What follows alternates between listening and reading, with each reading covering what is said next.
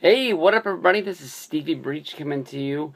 I put up a video today talking about the big match at WrestleMania, our main event, Randy Orton versus Dave Batista, thinking that, Big Dave was going to come out and try and smooth everything over with all the fans on SmackDown, giving some sort of like, I love the business, I love everybody, I love you, thank you for buying a ticket.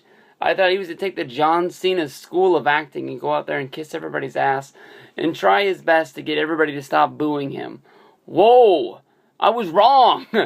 Big time wrong. Tonight on SmackDown's tapings, basically he came out, he ran down everybody that was a fan saying what is wrong with this business, saying that the fans needed to go back to their jobs at Hot Topic, and just basically ran everybody down.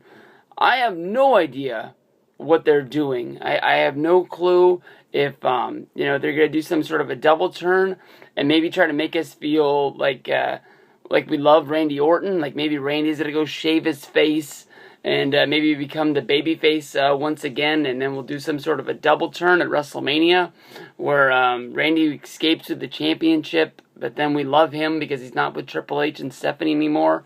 I think that Randy's been too much of a snake. He's had to cheat in too many of his matches. I think that Randy Orton does have a good bunch of fans. I mean, he's always been able to sell a lot of merch, even from back in his days when he was in Legacy and he was the heel then. People used to love to buy his t-shirts and love him.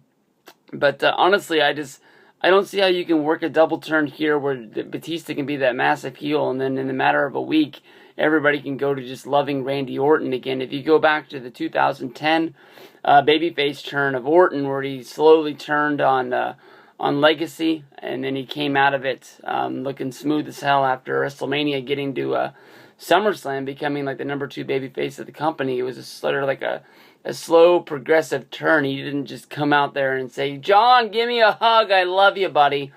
What this does is, I guess, it gives fans a glimmer of hope. I said this in my other video that maybe you could have booked a big match for Monday Night Raw, saying Randy Orton could have a match against Daniel Bryan, giving him one last shot to win the championship, one last shot to get that big match against Batista at WrestleMania.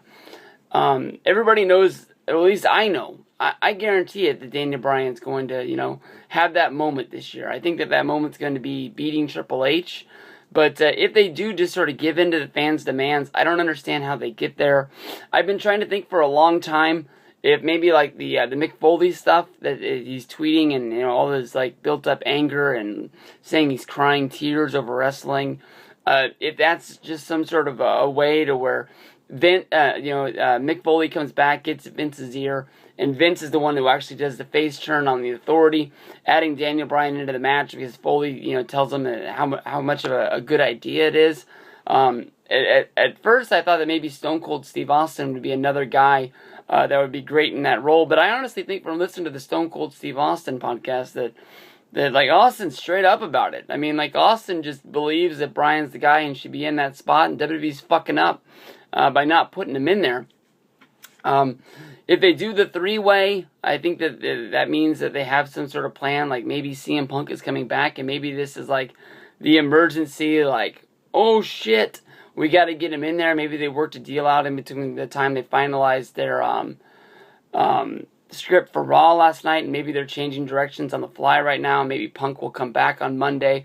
I think that that's a long shot. What I would love to see, and I brought this up in my Skype call that I was in last night, and everybody seemed to hate it. I mean, what if you went WrestleMania 16 style and you went Fatal 4-way, or maybe not Fatal 4-way, but an elimination match, and then you just had, you had Orton, you had Bryan, you had Batista, and Triple H. I think everybody out there can tell by the Authority's storyline. Triple H, although he has that part of a storyline with Curtis Axel where the family doesn't think that he should wrestle ever again.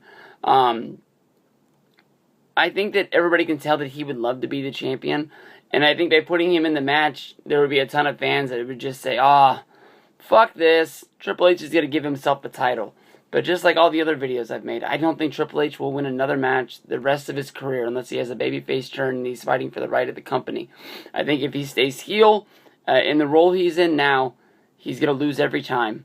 in order to make a bigger star for the company. Just like Vince did, although Triple H has a more bigger background as a fighter. I got no clue. But Batista's a heel.